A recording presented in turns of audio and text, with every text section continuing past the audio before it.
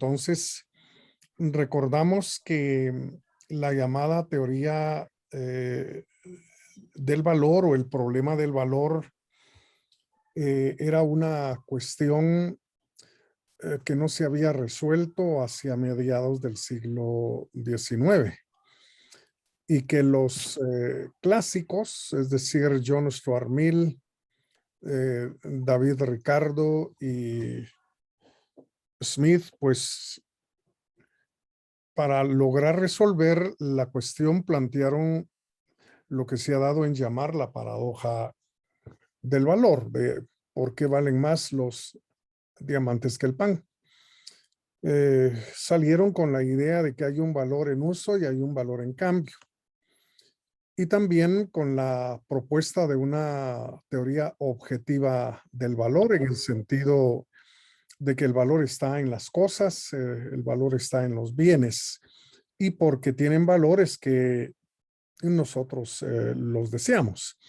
Y a eso agregaron también la denominada teoría del valor trabajo, que son las horas hombres o las horas hombre en las que le dan valor a los bienes, de modo que a mayor trabajo, mayor valor y a menor trabajo, menor valor. Así estaban las cosas a mediados del siglo XIX, totalmente entrampada, digamos, la cuestión del valor, porque todo lo propuesto por los clásicos en realidad lo que hizo fue complicar todavía más el problema del valor.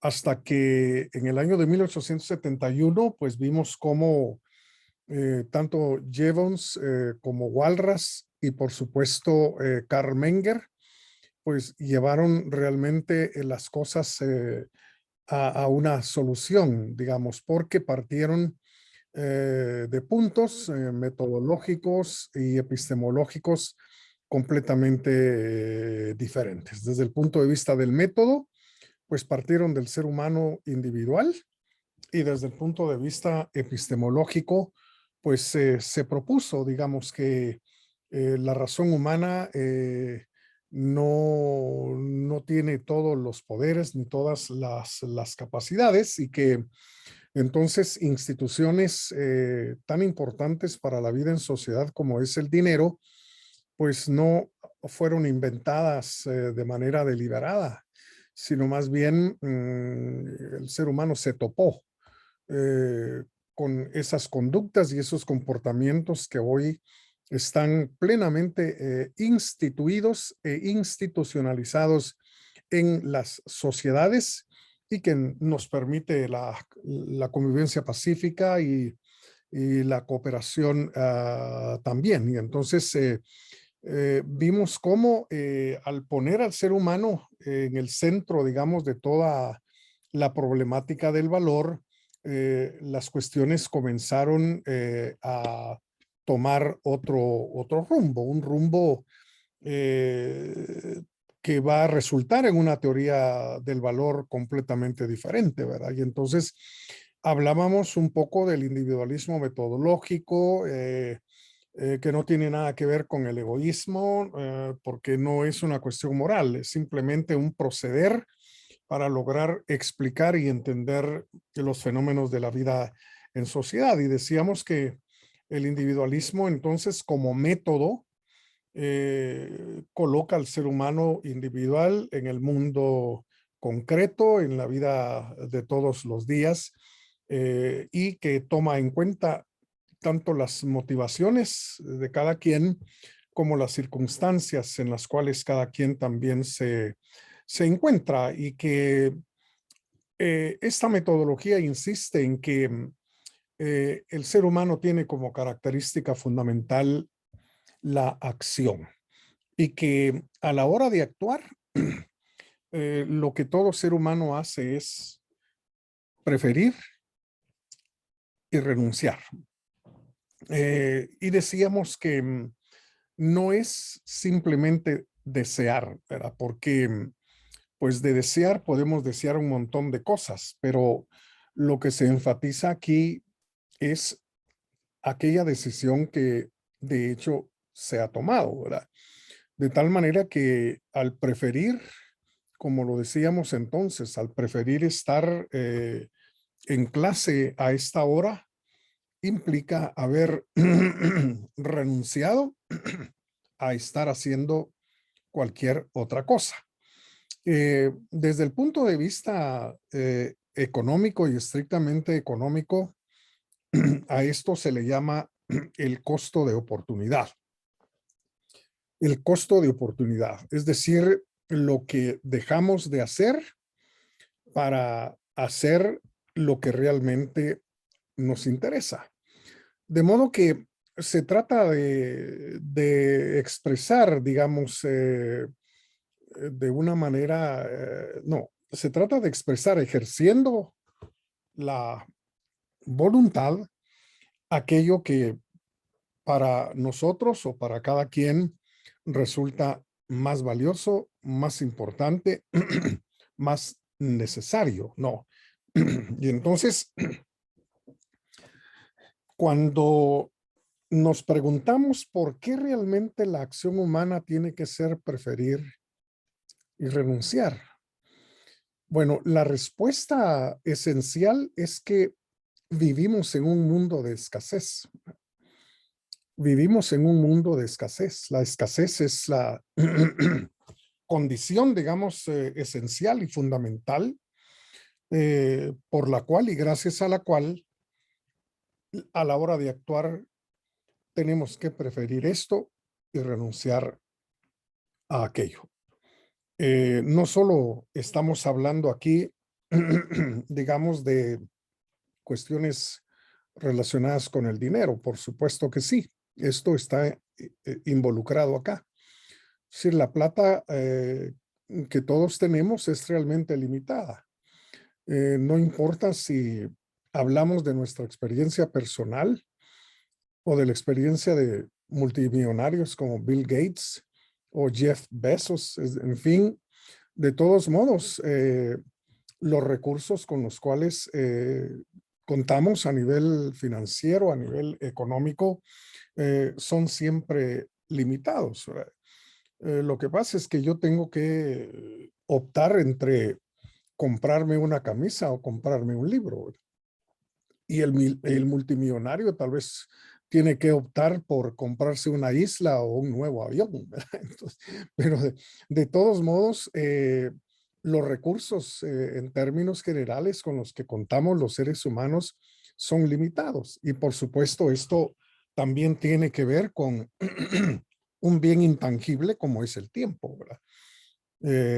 Si fuéramos a vivir eternamente, pues yo creo que esta discusión y esta clase podría esperar unos 1000 o 2000 años, digo yo, ¿verdad? Mientras nos dedicamos a hacer otras cosas, pues, pero la verdad es que el tiempo con el cual contamos es también limitado, ¿verdad? Es decir, la sabiduría judía en el libro de los Salmos dice que como que el tope, digamos, son 70 años, aunque en los más robustos podría llegar hasta 80, ¿verdad? Bueno, wow, en un periodo como el periodo bíblico, hablar de extender la vida a 70 y 80 años, pues ya era bastante, ¿no? Es decir, pero lo que quiere eso significar es que el tiempo con el que cada ser humano cuenta es algo perfectamente limitado. Y tenemos entonces también que elegir qué es lo que vamos a hacer el próximo día, las próximas horas. Es decir, el tiempo aquí siempre adquiere una expresión concreta, ¿verdad? No es el tiempo así filosóficamente hablando, sino más bien es el tiempo desde un punto de vista de la teoría general de la acción humana, ¿no? Es decir, son tiempos concretos sobre los que tenemos que tomar ciertas decisiones, ¿verdad? El gran filósofo español, don José Ortega y Gasset, haciendo alguna referencia a este principio, eh, solía decir que la expresión porque no he tenido tiempo en realidad tiene otro significado. Incluso otro significado que pudiera ser hasta más grosero, si queremos decirlo, ¿verdad? De modo que cuando le preguntan a uno, pero ¿por qué no has llegado a mi casa a visitarme? Pues, y uno dice, pues porque no he tenido tiempo. La verdad es que lo que eso significa, decía Ortega y Gasset, es simple y sencillamente yo no me veo ocupando mi tiempo en eso porque tengo otras cosas más importantes que hacer, que ir a tu casa. Vaya. Pero bueno, tampoco se lo va a decir uno así a la gente, ¿verdad? Y entonces ese no he tenido tiempo es una salida que trata de ser cortés, ¿verdad? Entonces estamos prefiriendo y renunciando, insisto, porque la escasez es definitivamente lo que caracteriza al mundo en el cual vivimos y por supuesto el tiempo mismo con el que contamos. Entonces es aquí donde surge una nueva y diferente teoría del valor, la llamada teoría subjetiva del valor. Esto significa entonces que si a la hora de actuar elegimos, somos nosotros quienes le damos valor a las cosas, a los bienes y al tiempo. De modo que al elegir comprar el libro en lugar de comprar el pantalón o la camisa, yo expreso esa preferencia, esa inclinación, ese mayor valor que le concedo al libro y dejo la prenda de vestir a un lado. Entonces, somos nosotros realmente el que le da valor a las cosas, a los bienes y al tiempo. Ahora, esto necesita también una aclaración. Al hablar del valor, no estamos hablando de las características de las cosas, ¿verdad? Porque las características, digamos, de los objetos y de las cosas son algo propio de las ciencias naturales. Es el biólogo, es el químico, el médico, el que tienen una opinión, digamos, objetiva acerca de la característica y las propiedades de las cosas.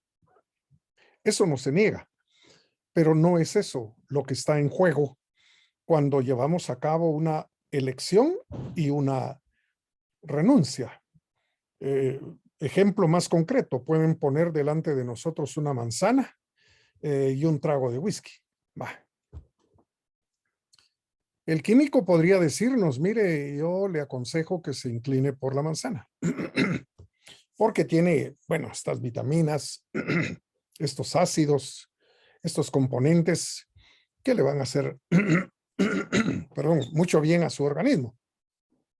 Mientras que el guaro, pues, le puede dañar el hígado, le puede traer toda una serie de consecuencias que realmente no se las recomiendo.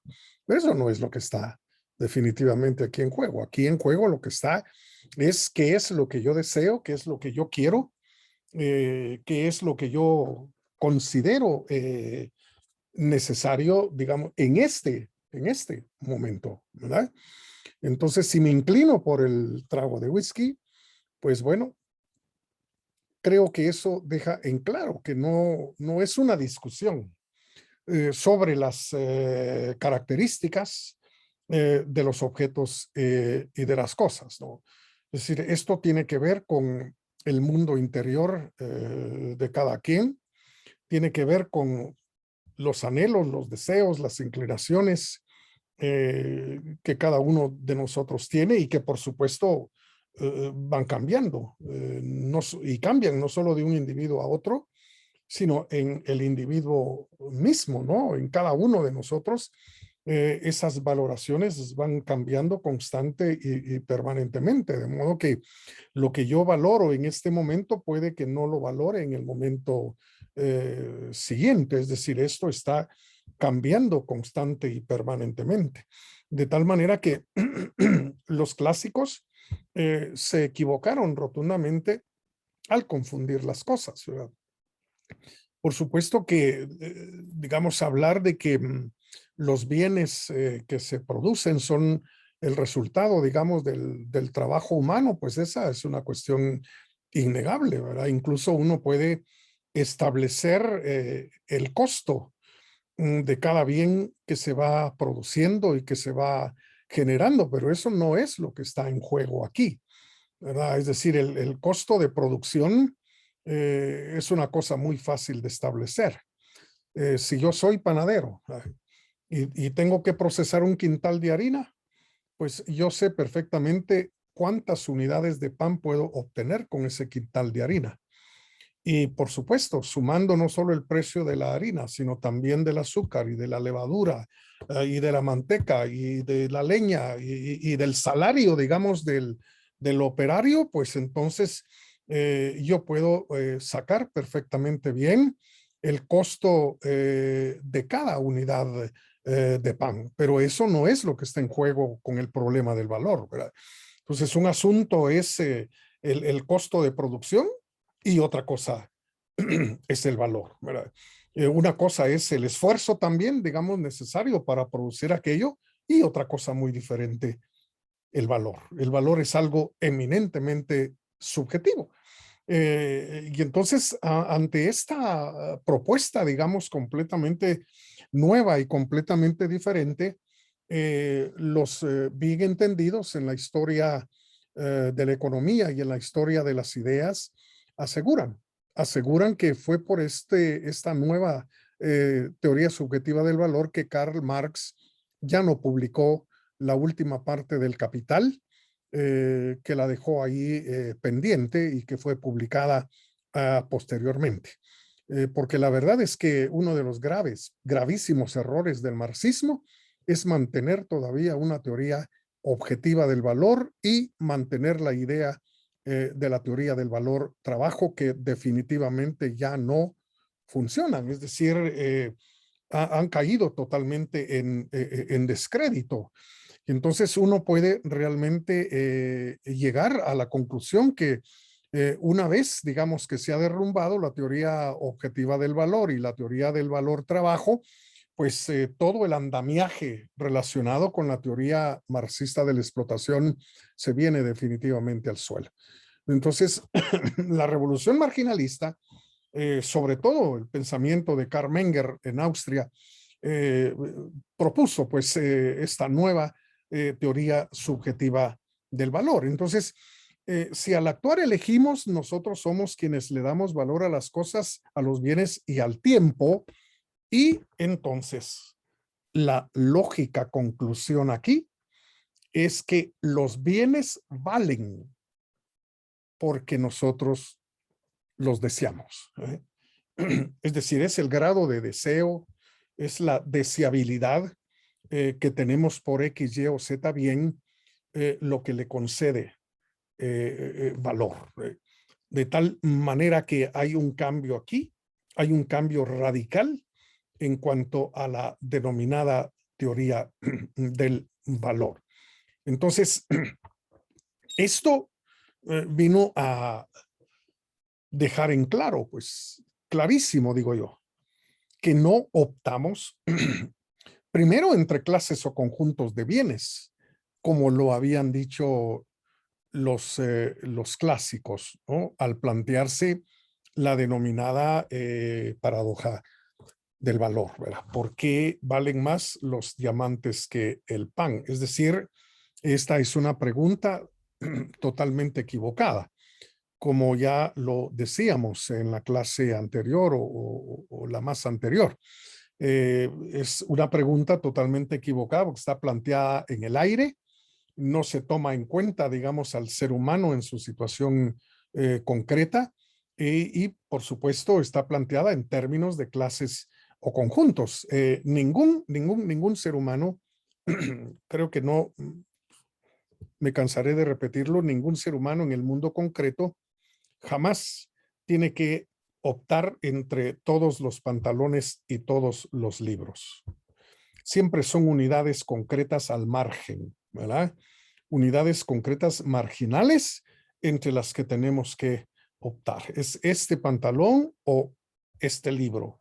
Es decir, si opto por uno, deberé renunciar a lo otro porque los recursos son escasos, como decíamos. Entonces, no optamos entre clases o conjuntos de bienes. En el mundo real, se elige siempre entre unidades concretas y específicas de un bien. Y yo creo que esta cuestión lamentablemente no se ha logrado entender bien, y creo que una de las grandes confusiones que se generan cuando se discute sobre ciertas cuestiones relacionadas con la economía es precisamente por estar pensando no marginalmente, sino pensando en términos de clases o conjuntos, ¿verdad? Entonces, creo que es importantísimo que en los análisis, las preguntas, las interrogantes que nos planteemos en relación con las cuestiones económicas, ya sea precios, salarios, ganancias, en fin, etcétera, mantengamos siempre una visión de carácter marginalista. Es decir, son las unidades concretas marginales entre las cuales todo ser humano tiene que elegir a la hora de actuar. Ahora, este principio que acabamos de enunciar se ha convertido en lo que se conoce con el nombre de la ley de la utilidad marginal decreciente, ¿verdad? Este principio de que elegimos siempre entre unidades concretas marginales y que elegimos lo que es más importante y más valioso y renunciamos a lo que es menos importante y valioso en ese momento para nosotros, bueno, ese principio se denomina en términos generales el día de hoy la ley de la utilidad marginal decreciente. Ahora, aquí la palabra utilidad también hay que dejarla muy en claro, porque regularmente cuando pensamos en utilidad, estamos pensando en ganancias, sobre todo de tipo estrictamente monetaria, ¿verdad? En ganancias monetarias. Pero la verdad es que la palabra utilidad aquí tiene que ver más bien con el nivel de satisfacción que el ser humano tiene. Los niveles, digamos, de satisfacción que cada uno tiene con la vida tal como la experimenta, digamos, en el momento presente. Entonces, esto significa que siempre vamos a elegir lo más importante, lo más valioso, y luego vamos a satisfacer el resto de necesidades que podrían estar en un segundo lugar, en un tercer lugar, en fin, etcétera. Por eso es que es decreciente, ¿verdad? No hay una ley de utilidad marginal creciente porque nunca empezamos por atender lo menos importante y luego vamos subiendo así hasta lo más importante. No, jamás. Siempre atendemos lo más valioso, lo más importante, y esto, insisto, es algo muy, muy subjetivo, muy personal, muy de cada quien. Y entonces esto nos lleva realmente a asegurar que si actuar es, como ya lo hemos dicho, sencillamente elegir y renunciar, y si se elige lo más importante, lo más urgente, lo más deseable, lo más valioso, bueno, entonces se renuncia, obviamente implica que se renuncia a lo menos importante y a lo menos urgente. Entonces, esta lógica constituye, como ya decía, la ley de la utilidad marginal decreciente. Y entonces sucede que no es posible, digamos, establecer una especie de lista relacionada con las necesidades del ser humano, ¿verdad? Eso realmente no se puede hacer. Ha habido intentos, digamos, de establecer un listado, de qué es realmente las necesidades que se deben satisfacer en primer lugar y luego ir satisfaciendo las demás.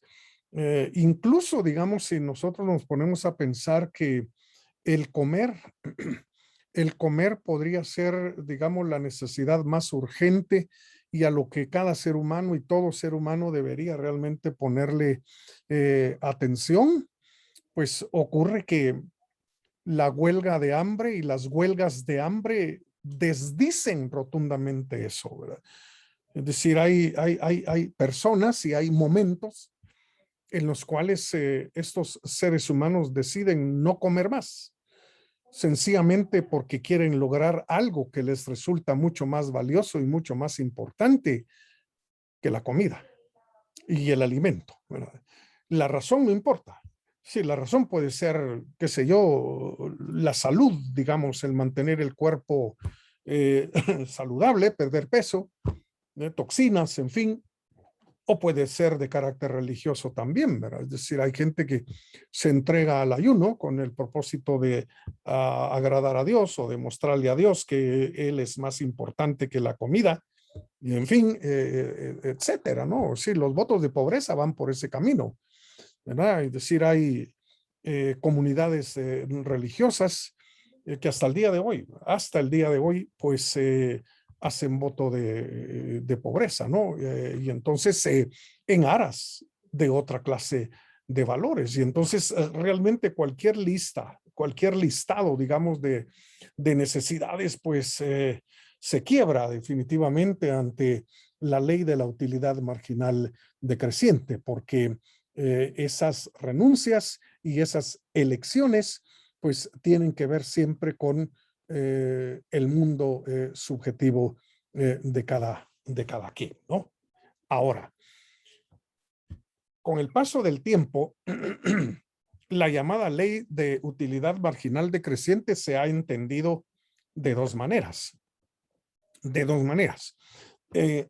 Ya mencionamos la vez anterior cómo y de qué forma tanto Jevons como Walras se desencaminaron del punto común del que habían partido juntamente con Menger para fundar, digamos, Jevons y Walras, la llamada mainstream economics o la corriente dominante de economía, que es la economía matemática, ¿verdad? Y las más grandes escuelas de economía en el mundo van precisamente por ese camino, ¿verdad?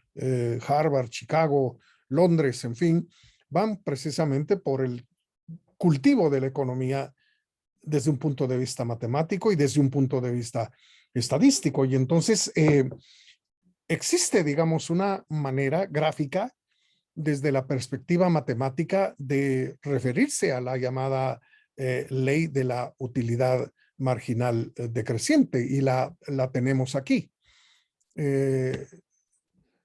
Tenemos por un lado la utilidad en el margen izquierdo y en la base las unidades de consumo. Y entonces se supone, digamos, desde la perspectiva de esta gráfica, que se puede medir los niveles de satisfacción, ¿verdad? Se puede medir los niveles de satisfacción. Y entonces lo que esta gráfica, digamos, expresa es que la primera unidad consumida dispara, digamos, la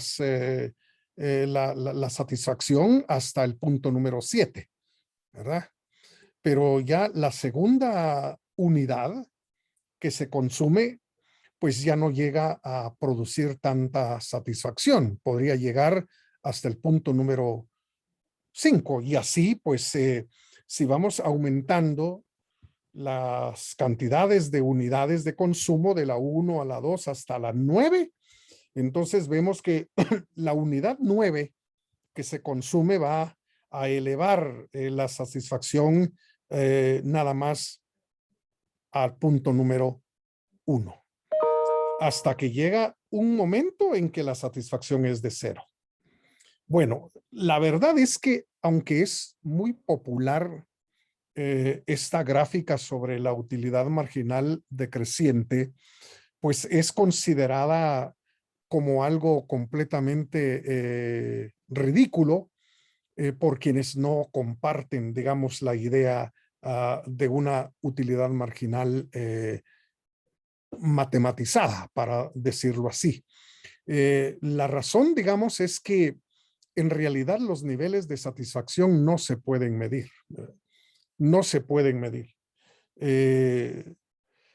No es una cosa, digamos, que esté sujeta realmente a los números cardinales. Eso por un lado. Por otro lado, los profesores, y esto lo he oído yo y lo he visto con estos que se han de comer los gusanos, como decimos común y corrientemente, es decir, hay profesores que para explicar, digamos, esta manera de entender la ley de la utilidad marginal decreciente recurren a hamburguesas y a vasos de Coca-Cola, ¿verdad? Y le dicen a los estudiantes, mire muchachos, es decir, cuando uno tiene pero hambre, bastante hambre, pues no me van a negar ustedes que la primera hamburguesa y el primer vaso de Coca-Cola, pues bueno, nos da una satisfacción verdaderamente grande. Pero ya la segunda hamburguesa y el segundo vaso de Coca-Cola, pues ya disminuye realmente los niveles de satisfacción. Ridículo, totalmente ridículo, porque lo que está ocurriendo aquí es que están confundiendo dos cosas que no tienen nada que ver la una con la otra. Están confundiendo la ley de la utilidad marginal decreciente con la ley de la hartura. ¿Sí? La ley de la hartura. Bueno, la ley de la hartura depende del tamaño de la panza de cada quien, ¿verdad? Es decir, si hay alguien que puede tragarse 7 tamales uno tras otro, pues bueno, a ese la cuarta unidad todavía le va a dar cierta satisfacción, pero no estamos hablando de la ley de la hartura. Uno ya no quiere más, pues, ¿verdad? Se ha tragado 2 hamburguesas, ya la tercera, bueno, no, hombre, ya no, ya estoy lleno. Bueno, satisfacción y llenura las tomamos como equivalentes, pero la verdad es que no lo son, ¿verdad?